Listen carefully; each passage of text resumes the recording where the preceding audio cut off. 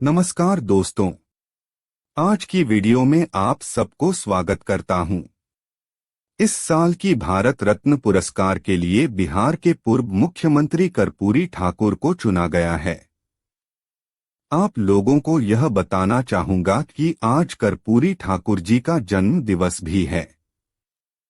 PM Modi ने खुशी व्यक्त करते हुए एक्स पर एक पोस्ट में कहा, यह प्रतिष्ठित मान्यता हाशिए पर पड़े लोगों के लिए एक योद्धा और समानता और सशक्तिकरण के दिग्गज के रूप में उनके स्थायी प्रयासों का एक प्रमाण है।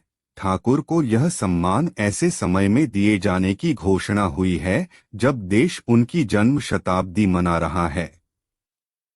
आगामी लोकसभा चुनाव से पहले बिहार के पूर्व मुख्यमंत्री कर्पूरी ठाकुर को मरणोपरांत भारत रत्न देने की घोषणा को राज्य में पिछड़ी जातियों, खासकर अति पिछड़ा वर्ग के लोगों का समर्थन हासिल करने और मुख्यमंत्री नीतीश कुमार तथा लालू प्रसाद के सामाजिक समीकरण की काट के भारतीय जनता पार्टी के प्रयास के रूप में देखा जा रहा है।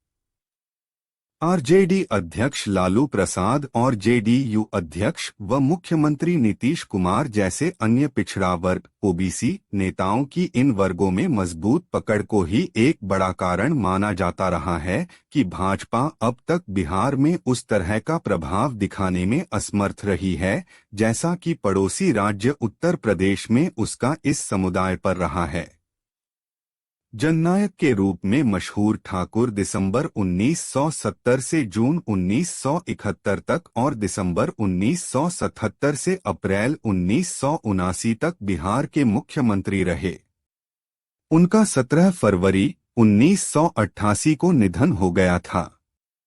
कर्पूरी ठाकुर को देश के सर्वोच्च नागरिक सम्मान से नवाजे जाने की घोषणा के बाद प्रधानमंत्री नरेंद्र मोदी और केंद्रीय गृह मंत्री अमित शाह सहित शीर्ष भाजपा नेताओं ने उन्हें पिछड़ों, दलितों, गरीबों और किसानों के अधिकारों की लड़ाई लड़ने वाले मसीहा के रूप में याद किया।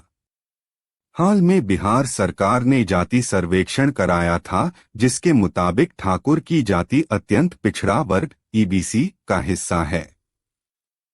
इसके मुताबिक ईबीसी 36% हैं, जबकि ओबीसी राज्य की कुल आबादी का 27% हैं। ईबीसी की गिनती में कई मुस्लिम जातियां भी शामिल हैं। जातियों में सबसे अधिक यादव हैं और उनकी आबादी 14/26% है। नीतीश कुमार और लालू प्रसाद भी लंबे समय से ठाकुर को भारत रत्न से सम्मानित करने की मांग करते रहे हैं। ठाकुर के प्रशंसक कुमार के लिए माना जाता है कि उन्होंने ईबीसी और गैर यादव अन्य पिछड़ा वर्ग के एक बड़े हिस्से का गठबंधन बनाकर राजनीतिक सफलता अर्जित की है। ठाकुर के बेटे रामनाथ ठाकुर को राज्यसभा का सदस्य बनाया जाना भी उनकी इसी रणनीति का हिस्सा रहा है। शाह ने कर्पूरी ठाकुर को भारत रत्न देने की घोषणा पर कहा कि बिहार की भूमि के वीर सपूत जननायक कर्पूरी ठाकुर ने देश की स्वतंत्रता से लेकर स्वतंत्रता के बाद तक एक सर्वसमावेशी शासन व्यवस्था बनाने के लिए लंबा संघर्ष किया। उन्होंने कहा, वे जीवन पर्यंत पिछड़ों, दलितों, गरीबों और किसानों के अधिकारों की लड़ाई लड़ने के लिए समर्पित रहे। भाजपा अध्यक्ष जेपी नड्डा ने कहा, महान स्वतंत्रता सेनानी, शिक्षक व बिहार के मुख्यमंत्री के रूप में उन्होंने संपूर्ण जीवन वंचित वर्ग के कल्याण को समर्पित कर दिया। यह सम्मान उनके आजीवन संघर्ष, पिछड़ों, गरीबों, दलितों, किसानों के अधिकार के लिए समर्पण को सच्ची श्रद्धांजलि है। भाजपा महासचिव व बिहार के प्रभारी विनोद तावड़े ने कहा, यह घोषणा पूरे बिहार के लिए गर्व का विषय है। कर्पूरी ठाकुर आजीवन दलितों एवं पिछड़ों के उत्थान के लिए प्रतिबद्ध रहे। आज उनके पदचिह्नों पर चलते हुए मोदी सरकार हर वर्ग का संपूर्ण विकास कर रही है। यही मोदी जी की गारंटी है।